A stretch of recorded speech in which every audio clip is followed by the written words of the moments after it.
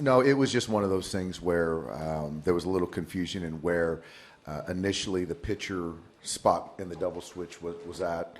And so once the pitcher that was the player that was supposed to be out of the game was still in the game, I just wanted to get clarity and make sure that the pitcher was in the right spot, the right players were out there playing defense, and it wasn't the case. And so the umpires did a good job. It took a little bit, but we got it right. Why did it take as long as it did? I just wanted we wanted to all make sure that, once a player's off the field, out of the game in Escobar or Polanco, can he come back in the game?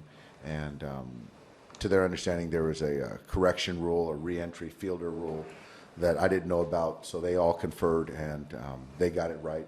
So Polanco was able to come back in the game. The pitcher remained in the 5 spot, so they did lose Escobar. So there was just kind of a misunderstanding there, but we cleared it up. Where a fielder is out of the game, a fielder, and he can come back into the game. Who did you think needed to be out? Well, I wanted to make sure that the pitcher was in the 5, Escobar, and so they ended up getting it right. How did you know that there was something wrong in the first place? Because once I looked at my card, and the umpire was telling me in a double switch where the pitcher goes, and that was in the 5, and so Escobar was in the 5, so he was still standing in left field once the inning started. Had you ever been a part of anything like that? No, that was different. So, I guess learning experience for all of us. It didn't have anything to do with the change that they made before the game in the lineup. No, I don't think that. Sano was a late scratch, and I don't recall where Escobar was at or where Polanco was at. So it might have Kenny, but I can't even recall. Right, I don't think. Yeah, Polanco. I'm not sure he was. Third, Correct. So I don't think it had anything to do with that. Do you think there should be a system in place to at least allow the fans to know what's happening? I think that's something that I haven't seen before, so I think that Major League Baseball, I'm sure, will do something to try to educate fans. While something like that, you take 20 minutes, and fans are trying to wonder what is going on, so that absolutely makes sense. Were you aware of the re-entry rule? I wasn't. I hadn't, and it was good that the guys and umpires on the field got together and were very confident in that rule. So. How long did it gone and Bill, I don't know, and I just and I think that as far as mechanically, I don't think I needed to wait for a pitch to be thrown because once he's waved in and the spot is he deemed that the pitcher's in the 5. I think I could have went out there at that point, but just to kind of cover ourselves, I wanted to wait for a pitch to be thrown. But it is something I'd never heard of. Bob, my bench coach, never heard of it. So guess you live and learn. That was good. Do you think you might gain an advantage there? I think. Well, I think in the sense of where the pitcher was a couple places higher than they would have liked. I think that's an advantage. And obviously, to lose Escobar, I think for us that's an advantage too. 10 years ago, when Kenta started this game, how did he go from a 1-2-3, 1-2-3 to having such efficiency in the first couple of innings to a third in which he labors so much? I think it was just that walk to Polanco.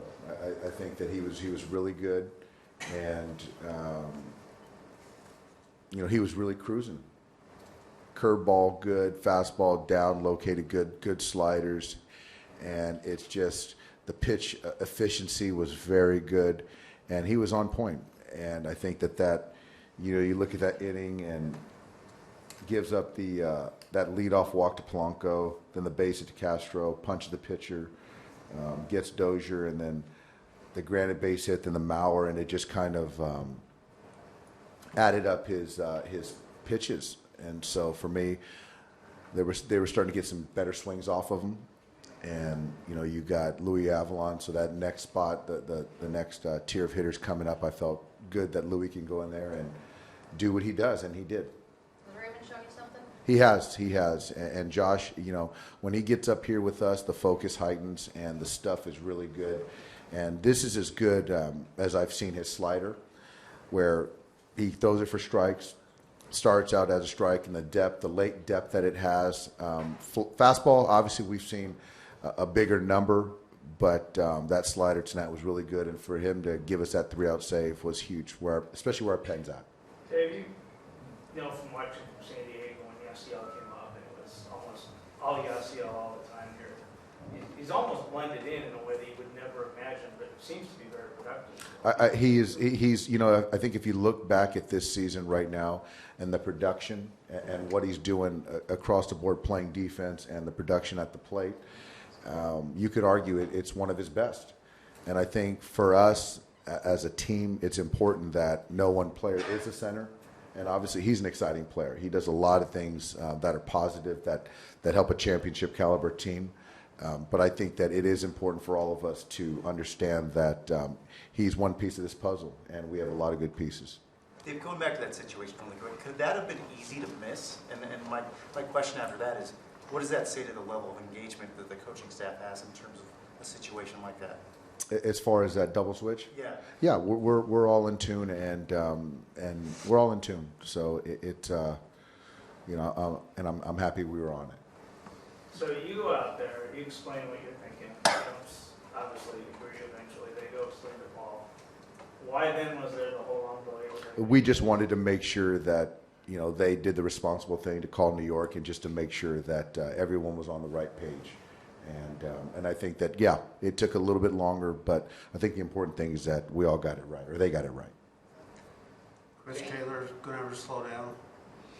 That's we talked about the other night, is we don't know what this young man's ceiling is, and I think the beautiful thing is he just continues to go out there and tries to compete and perform, and he keeps getting big hits, and he's also making great defensive plays out there and saving runs, scoring runs, driving in runs.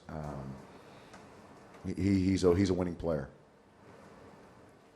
Dave, Maeda with 2 perfectly executed bunts. How comfortable is it to have him, step into the? That was a huge. 2 sacrifice bunts, and the second one was huge. And I went to him and told him how important that was. And Kent is a baseball player. He's got big hits for us. He's out there every day bunting with our bench coach and working on his skill. And for it to benefit the ball club, and it's a tough right-handed pitcher for him to. The first ball he saw all night was at his head. And so for him to stick his nose in there and get the first one down, and then again first and second base to give us an opportunity to drive in a run, that was a difference in the game. So I give Kent as well as our other starting pitchers a lot of credit, because we take pride in getting bunts down and having quality at bats and things like that. So Kent is very well rounded, and he's just not a pitcher; he's a baseball player. Do you think you would have won your 70th game on July 25th? I just learned that we won 70 games. No, I just got such narrow vision.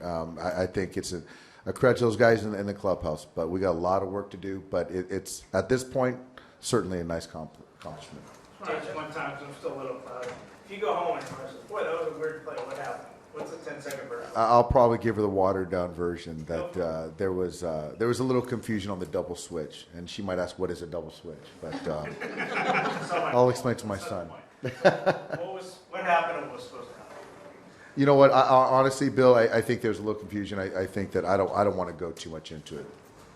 Things happen, and and we got it right. We were on it, and the umpires ultimately got it right. Dave, you kept saying Escobar before as far as the advantage of the delay was him coming out. You meant Rosario in left field? Correct. Rosario. I'm sorry, Rosario. Yeah, correct. Sorry about that. Rosario out of the game, who obviously, where he's at, what he's doing, to get him out of the game was a benefit to us. Correction.